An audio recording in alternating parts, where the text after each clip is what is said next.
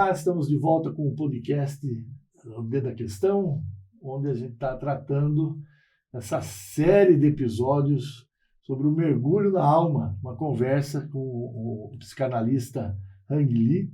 Né? A gente apresentou o Hang no primeiro episódio e aí a gente vem dia a dia aí conversando, né, a respeito do que é, né, esse inconsciente, né, o mergulho no inconsciente, onde a gente vai descobrindo um pouco, né, além, né, de tudo aquilo que a gente sabe do que é o corpo humano, a gente está tentando descobrir o que é um pouco do inconsciente, né? A gente está falando aí desde do primeiro episódio, né? E você tem uma capacidade didática que está ajudando bastante a gente, que é a questão do consciente, do pré-consciente, do inconsciente, né? E ainda a gente falou no episódio passado de ego, superego e id. A gente está falando das mesmas coisas com palavras diferentes? Não, não é a mesma coisa, né? Deixa eu ver se eu faço uma analogia para ficar mais claro, né? Para quem está tomando contato com isso agora. Imagine que quando a gente vai estudar anatomia, né? A gente pega o corpo humano e separa em partes, né? Você vai dissecar o corpo humano. Nós temos a pele, temos o tecido gorduroso, temos o muscular e os diversos órgãos lá dentro, né? Então você vai dissecando, você vai separando as partes, né? E o Freud, ele faz isso, ele cria uma anatomia da mente, né? Porque mente para ele era alguma coisa que se confundia com alma humana. É a expressão daquilo que nós somos, é o nosso psiquismo, né? Então, ele começou a observar, principalmente a partir do estudo com as histéricas, que havia uma parte desconhecida da pessoa. Ela tinha sintomas psíquicos e sintomas físicos, paralisias, afonias, tremores, né, dores, das quais ela não tinha noção do que era. Então ele cria essa coisa inconsciente para dizer de algo que nós não sabemos de onde vem, algo que está fora da nossa consciência. Então existe uma consciência, existe uma inconsciência, um não saber, né, dentro de nós mesmos. Essa é uma grande questão, é uma grande revolução, né? Existe algo que nós não sabemos sobre nós mesmos. E mais do que isso, existe uma estação pré-consciente, existe uma barreira, né, que vai selecionar aquilo que vai ser consciente e aquilo que não vai ser, né? Um exemplo disso é quando a gente sonha, né? Você tem um sonho que pode parecer bizarro, esquisito, né? Ele está sempre disfarçado e a pessoa acorda, às vezes, durante o sono mesmo, né? E acorda do sonho, só que daqui a pouco ela não lembra mais. Por quê? Porque o pré-consciente barrou, ele estabeleceu uma censura, isso não passa, né? Eu ainda não posso ter um contato com o significado deste sonho, né? Ainda vai me causar mais sofrimento. Então, o sonho é um exemplo assim do que é esse sistema que foi um sistema inicial. Só que depois o Freud vai sofisticando esse sistema, né? E ele percebe que não é só o inconsciente, o pré-consciente e o consciente, né? Que haveria uma outra imagem possível, que é pensar na anatomia da mente como tendo uma parte nossa, que ela é parte consciente, mas parte inconsciente, que seria o eu, né? Que foi chamado de ego na tradução inglesa e que a nossa língua portuguesa adotou ego. Mas atualmente a gente já está mudando isso de novo, porque estão sendo feitas traduções do alemão. Então a gente está falando de eu, super-eu, né, e o id, né? Então existiria um eu que seria, vamos dizer assim, um grande administrador do psiquismo. existiria um id, que é de onde vêm as coisas inconscientes, né? As coisas que a gente ainda não sabe sobre a gente, né? Os impulsos, as pulsões, melhor falando, né? Na linguagem atual, são as pulsões que surgem dentro da gente, né? Que provém do id. Isso grosseiramente falando, porque isso aí dá um livro, né? Aliás, é o título de um livro, O Ego e o Id, ou Eu e o Id.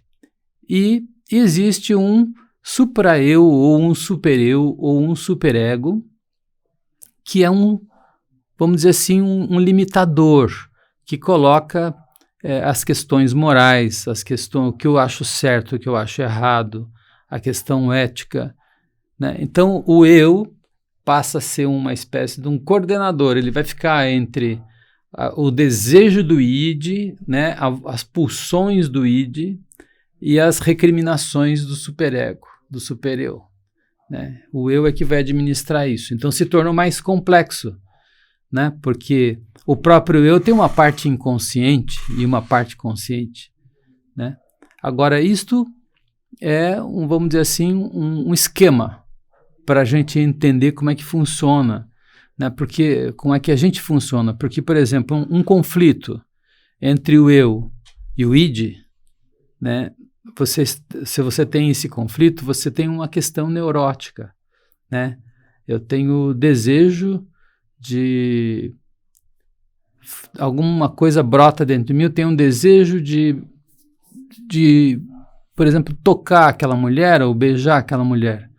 Mas tem um eu que está muito relacionado com a realidade, os limites, né, que diz, não, eu não posso, né? Mas estabelece-se um conflito, né? Agora, se o super-eu é muito forte, né, eu vou viver esse conflito de uma maneira muito mais drástica, né? Eu já nem olho para essa mulher, eu já nem passo perto dessa mulher, entendeu? Então a coisa fica complexa. Se eu tenho um conflito entre o eu e a realidade externa, né, e a realidade, isso vai gerar também outros tipos de patologias, entende? A gente está falando, né, de algo relativamente novo, né, século XIX, aí a gente passa o século XX todo, a gente está no começo do século XXI, e essas questões, elas nascem ali com Freud, e aí de Freud a gente tem outras linhas, vamos chamar assim, da psicanálise, como Lacan, né, algumas outras que me foge o nome. Lacan me parece a mais propagada, vamos dizer assim. Mais propagada, não sei, mas que ela é mais controversa, né?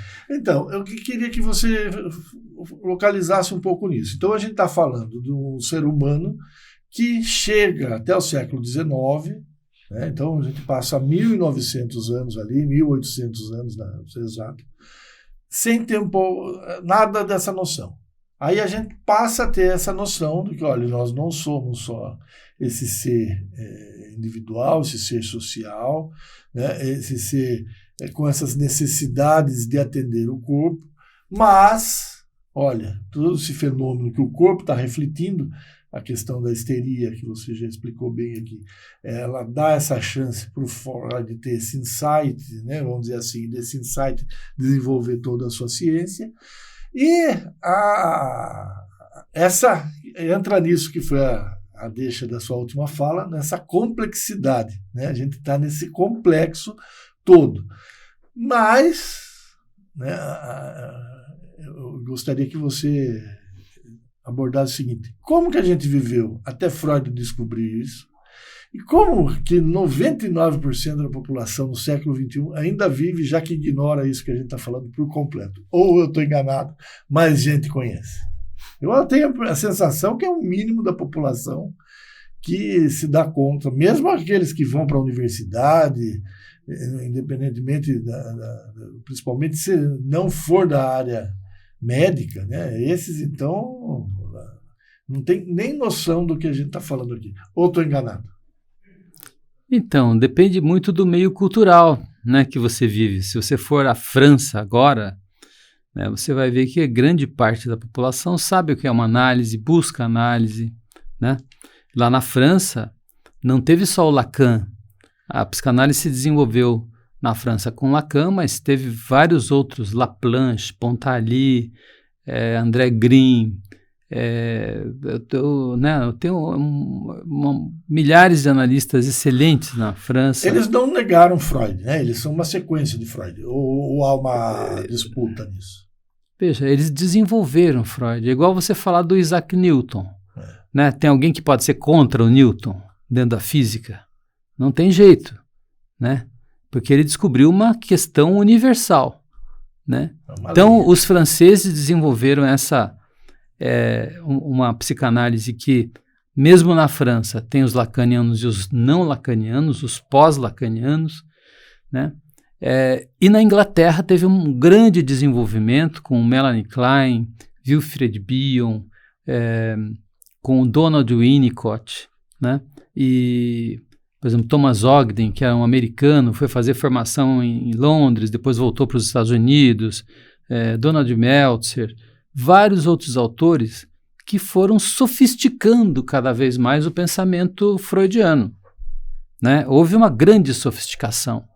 E, em função dessa sofisticação, o que acontece é que a psicanálise ela não é muito fácil de atingir todas as pessoas, porque é preciso que você tenha uma compreensão metafórica da realidade. Nós não estamos vivendo só numa realidade material imediata, né? Nós temos uma história, e essa história ela é metaforizada, né? Ela é aculturada, não é? Você vê um filme, né? Você vê, é a mesma coisa do cinema que eu citei outro dia, né? Faz muito sucesso, né, numa certa faixa da população, o cinema movimento, ação, né, tecnologia, né, o sujeito que voa, o sujeito que morre, depois ele vive, não sei o que e tal, tiro e tudo mais. Mas tem o cinema feito para pensar, né? Agora, eu conheço muita gente que vai para um cinema que é feito para pensar e fala, nossa, mas que cinema morto. Isso não quer dizer nada para mim. A psicanálise é assim também. Você pode não significar nada para a pessoa, né? A pessoa quer alguma coisa mágica, do tipo do cinema, né? Do cinema de ação, não no cinema de fazer pensar, ou uma coisa mágica no sentido de curar as dores, sem passar pela experiência da própria dor. Não sei se eu me distanciei um pouco do que você perguntou. Não, eu acho que tá tudo ligado, porque isso me faz pensar, né? Você foi muito claro em dizer, né, do cinema que faz pensar, né, do que é que a gente está discutindo aqui, né, nesse podcast, que é o inconsciente, né, as questões dissecadas, vamos chamar dessa mente, né? E as pessoas que ignoram tudo isso e levam a sua vida. Levam a sua vida, né, ignorando essa realidade do que nós somos, mas numa crença muito forte no que a religião onde elas nasceram vai dizendo. Então, olha, você tem céu, você tem inferno, você é recompensado, você é punido. Há uma figura, né, coletiva, né, de comum acordo com todo mundo, que chamam de Deus, e aí nas denominações religiosas elas vão tendo lá seus outros santos, né? O Deus não é um ser católico, né? O católico, né, os cristãos, melhor dizendo, né, tem lá em Cristo, mas você tem as religiões africanas, as religiões do Oriente Médio, as religiões orientais, todas elas, né, desde o Alcorão, né, a Bíblia, sedimentados em histórias de um determinado período, né, anteriores a Cristo, como o judaísmo, né, estamos no ano 5.000 e tanto, que todos eles, de um modo paralelo, estavam dizendo isso que Freud está dizendo? Não. A psicanálise não é uma nova religião, não é. Né? E não tem nada, eu acho que não tem nada a ver com religião. Aliás, Freud ele não gostava muito dessa coisa da religião, né? Porque ele achava que fazia a gente muito fechada para a realidade das coisas. A religião é uma crença, ela é dogma. Eu nasço numa família, num ambiente que me conta que existe isso e eu nunca questiono e vou reproduzindo. O que a gente vive é isso. Estou enganado. Então, tem um livro de um padre espanhol, que ele é um padre espanhol, que eu agora esqueço o nome dele, mas que ele escreveu um livro chamado Crer Depois de Freud, né? Porque ele toma um aspecto muito interessante. Essa escolha da eleição do Deus, né, tem a ver com a sua própria educação, de como você nasceu, como você foi criado. Se você tem uma boa relação familiar, né, é mais fácil você crer. Se você não tem um pai bom, como é que você vai dizer que existe um Deus bom? Você entende? Mais ou menos por aí. Mas a religião, ela é produto da cultura, é produto do homem, né? Tanto que o Deus tem vários nomes, né? Em algum lugar é Buda, em algum lugar é Cristo, em algum lugar é simplesmente Deus, né? Tem as várias, né? Então, a religião é uma coisa cultural, é uma criação cultural, né? O psiquismo não é uma criação cultural, é uma realidade. Agora, a gente precisa entender o que é esse psiquismo, sabe? Porque muitas vezes a psicanálise é confrontada com a medicina, porque a medicina, você tem lá uma doença e você tem um foco para poder curar essa doença, você tem uma origem, você tem um desenvolvimento daquela doença, né? Como é que se desenvolve a patologia. Isso também não tem nada a ver com psicanálise, porque nós estamos lidando com questões metafóricas, simbólicas. É isso que faz com que a gente se aproxime da arte, que eu vou falar num próximo capítulo aí. Você sabe que eu tinha separado aqui, mas agora não estou achando, mas vou tentar falar um pouco de memória. Você disse num dado momento aqui da nossa conversa que o amor, né, ele tem um grande poder de cura, né? Nós não somos seres isolados, somos em interação, etc. E tal. Eu ontem estava lendo um poema do Fernando Pessoa, acho que era do Caeiro, que é um dos pseudônimos dele, e ele diz o seguinte, que nós não amamos, não conseguimos amar a outra pessoa. Nós amamos a imagem que nós fazemos da outra pessoa. Então nós construímos, eu olho para o outro e vejo o que eu quero ali e amo aquilo. E há essa dedicação a tudo isso.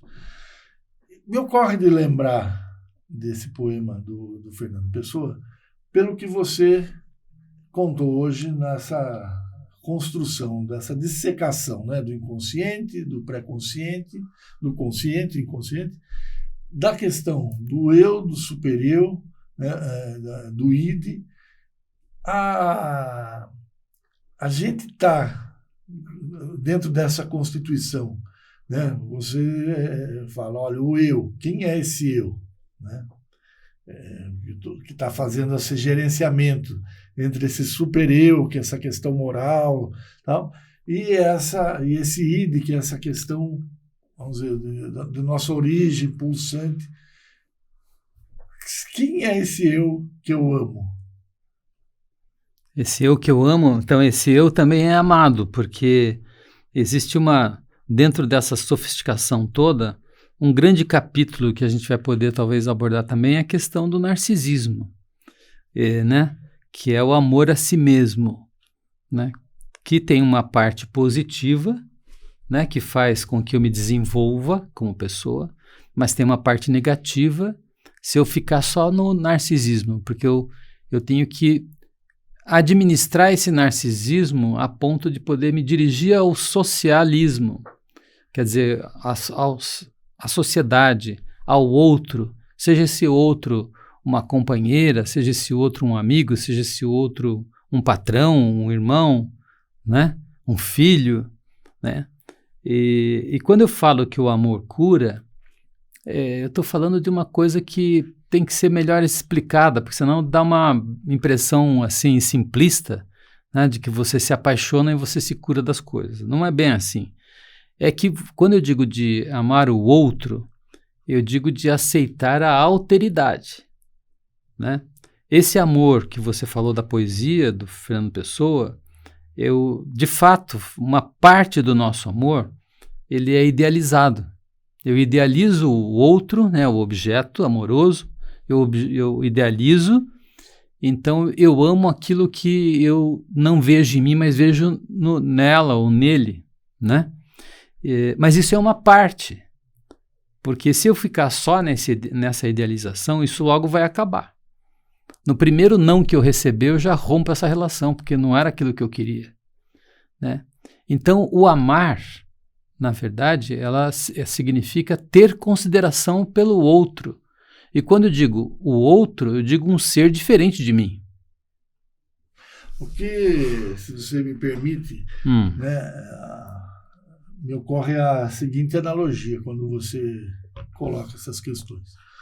Você diz que existe o narcisismo, né, que é algo positivo na medida que me faz movimentar para crescer, né? Mas, num determinado momento, se eu não enxergo o outro, né, se volto para mim mesmo, isso, quer dizer, perde todo o sentido daquilo que é ser humano, que é estar no convívio com o outro.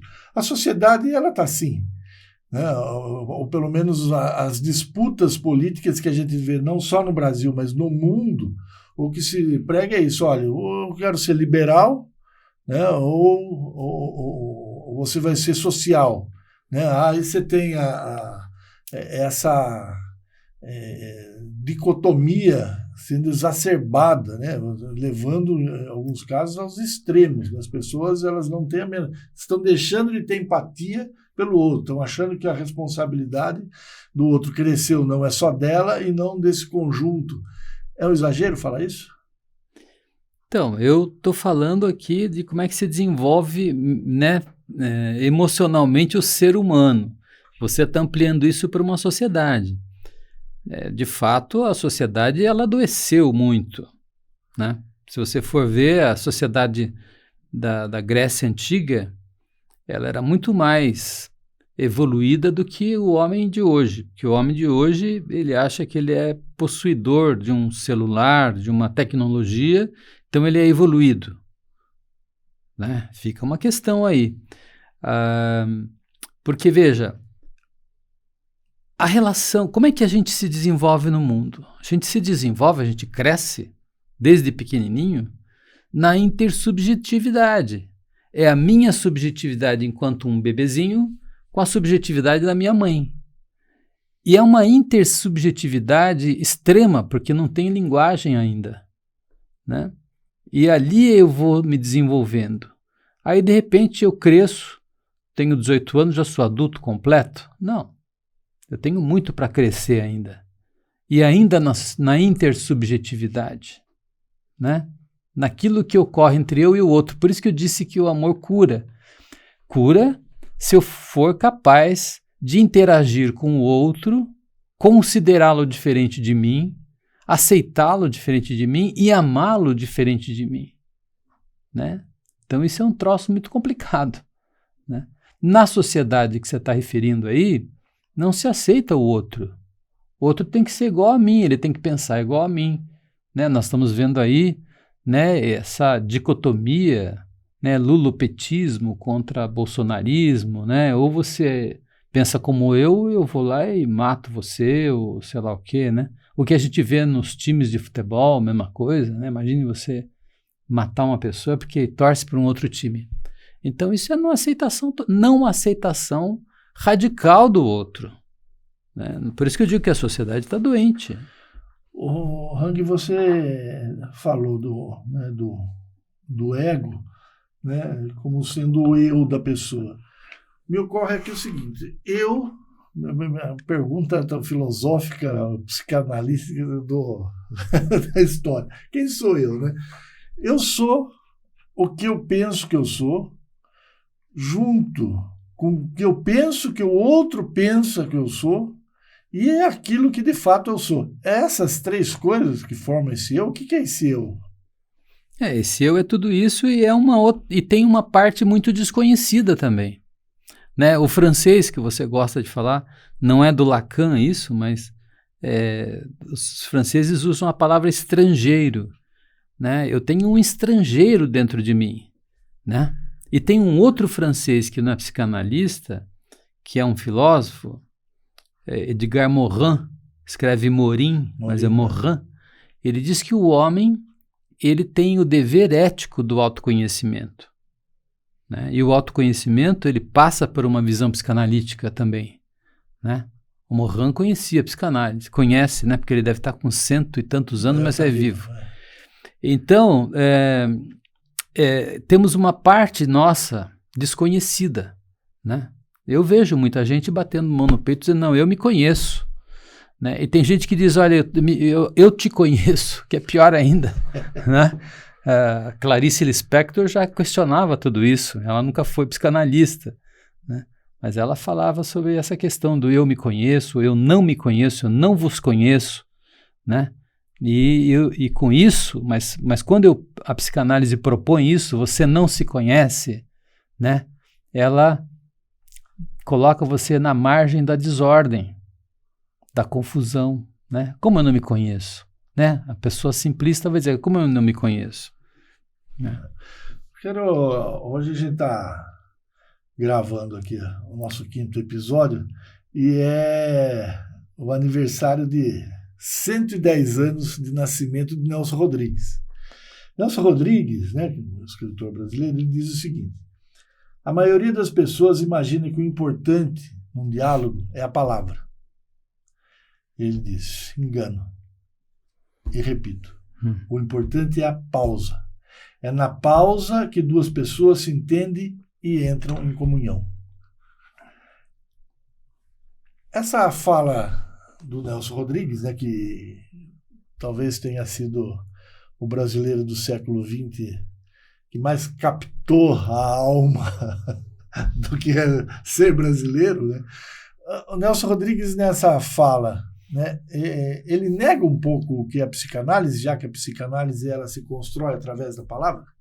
Não, absolutamente. Eu acho que é uma fala psicanalítica, né? É uma fala bem psicanalítica. Porque na psicanálise não existe só a fala, tem os silêncios também. E tem aquelas pessoas que não conseguem falar, né?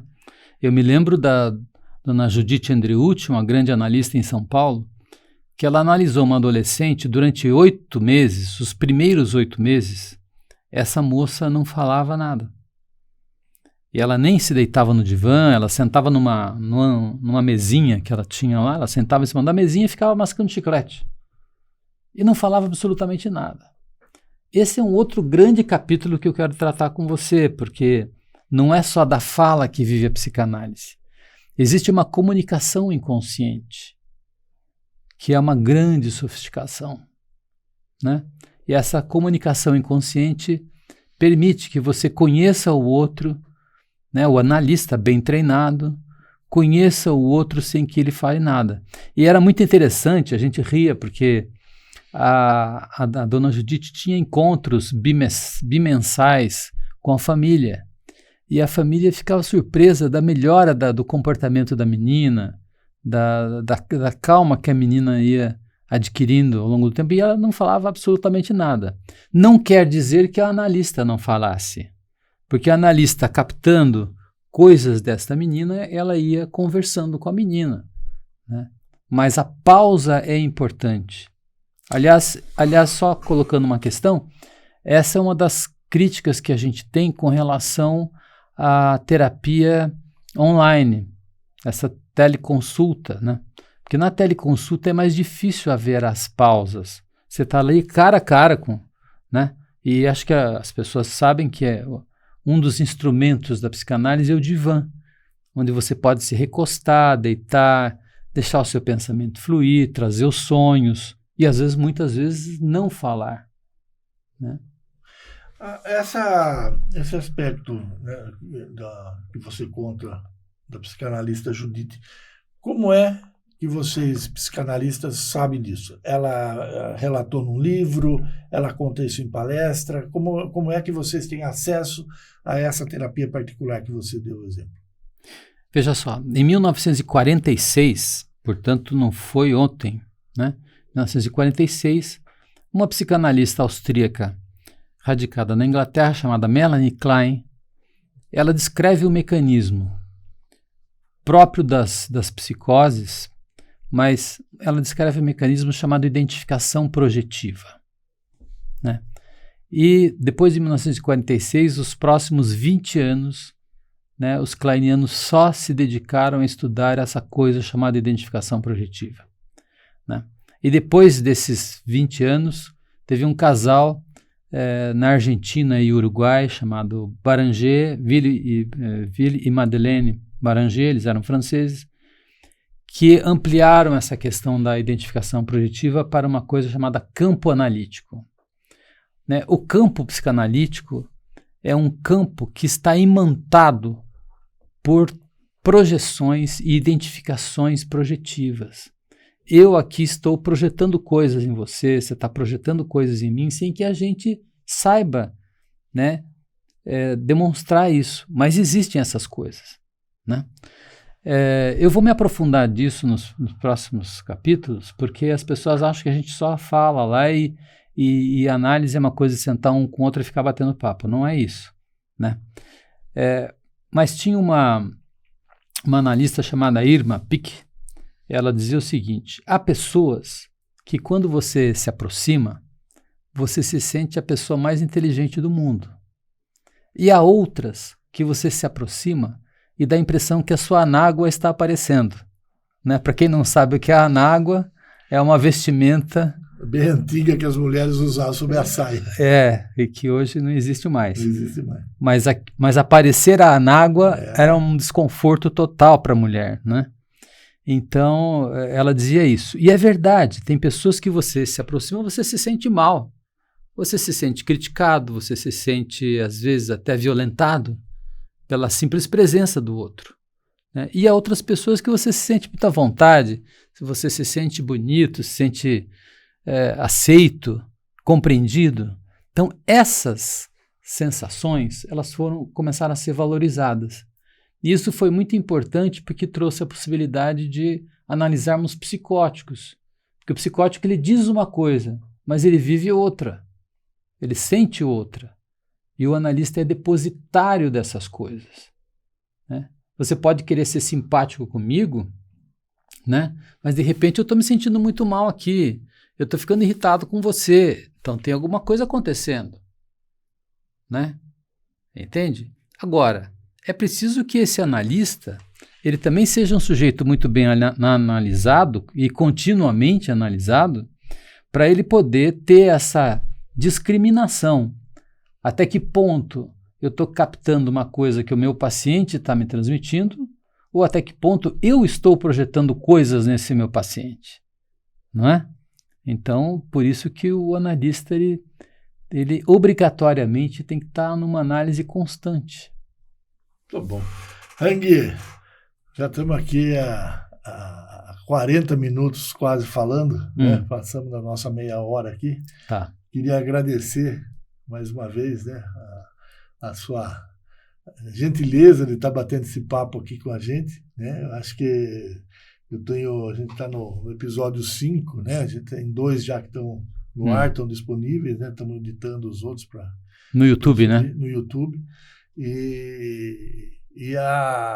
Essa é uma conversa enriquecedora, né? Eu tenho 5 episódios já, acho que a gente consegue dizer, né? Eu acho que eu estou aprendendo muito, imagino que quem está acompanhando a gente também esteja. Espero que esteja sendo bom para você também. Eu me sinto muito à vontade com você, não me irrito não, viu? Não sei se é o que é, mas eu me sinto à vontade, espero que quem está acompanhando a gente também esteja se sentindo. Não, eu aprendo muito quando eu falo também. Quando eu venho aqui, né, eu aprendo porque eu tento compreender as questões que você traz e me esforço para esclarecer a partir daquilo que é a minha prática. É isso aí. Muito bom, obrigado. E a gente fica por aqui nesse nosso 5º episódio. Voltamos, né, na semana que vem com mais um mergulho no inconsciente. Tchau. Tchau.